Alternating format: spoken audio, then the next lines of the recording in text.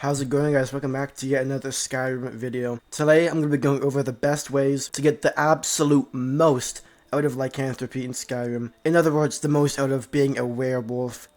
Lycanthropy is just like the name of being a werewolf, if you don't know. But I made a similar video on how to get the most out of vampirism, so make sure you guys do check that out if you want to become a vampire as well. However, lycanthropy is what we're talking about in this video. And the first thing we're going to have to mention is just plain obvious. You're going to want to get it early on if you can. If you just want to apply it to your new playthrough, if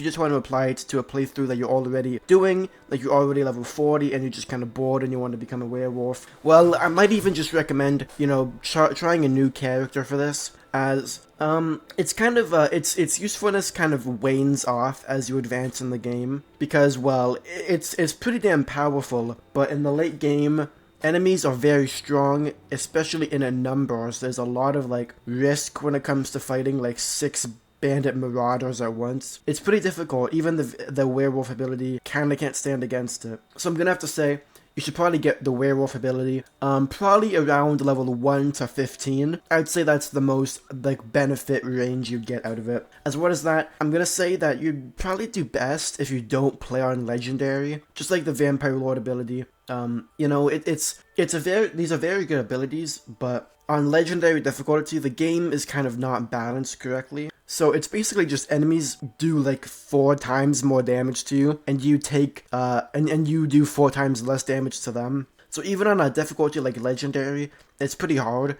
I'm not gonna necessarily say you have to play adept, because adept difficulty is pretty lame in my opinion. But playing on expert, in my opinion, expert is the casual, just playing for fun difficulty. As it's still a little bit of a challenge, but it's not complete pussy mode. Not to say you're a pussy if you play adept, of course, but lycanthropy is best on adept or expert in my opinion. So you're gonna want to get it early on, and you're gonna want to play on a casual difficulty. But the first decision you can make to instantly get benefit like that out of lycanthropy is to be an orc. Now, the reason why being an orc benefits you so much is because the werewolf ability is pretty much like the ultimate glass cannon. You do get a quite good boost to HP, but in werewolf form, you have no defense, and you're pretty much a massive target for anything that exists in a 50-foot range. So you do a shit ton of damage. However, you're pretty weakened, you're pretty vulnerable to most attacks. So an orc has the ability called Berserker Rage,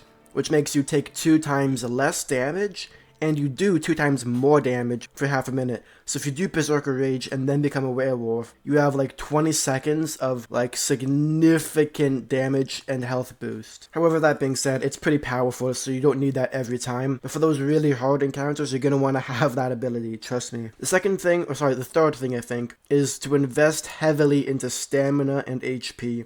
For the reasons I said before, you're gonna need lots of HP, but stamina specifically, because in werewolf form, the 2 things you can do, well, there's 3 things you can do. One is you can growl to make all the enemies run away, but that's kind of stupid anyways. The 2 main things you can do is attack, pretty plain and simple attack, and stagger. And when you stagger an enemy, they pretty much go ragdoll. So you're gonna need a lot of stamina, because you're gonna be sprinting a lot, power attacking a lot, and flailing enemies around a lot. And the last thing you want is to have enemies fighting back, because like I said, you have low defense, you take a lot of damage, so you're gonna need to have a high stamina to make sure that you can actually fully, keep crippling everybody, and then kill them, and then cripple the next guy and kill him. You really need to make sure that you have high stamina for that. And so the most annoying thing about being a werewolf is that you have to wait an entire day to use it again. And a lot of the time, when you come out of werewolf form, you kind of have to wait a few hours anyways, because, with the bloodlust thing, it makes the werewolf ability last a long time. So what you should do is when you're done using your werewolf ability, you're going to want to just wait 24 hours anyways, because that way you come back into human form, and you can instantly use it again when you're ready.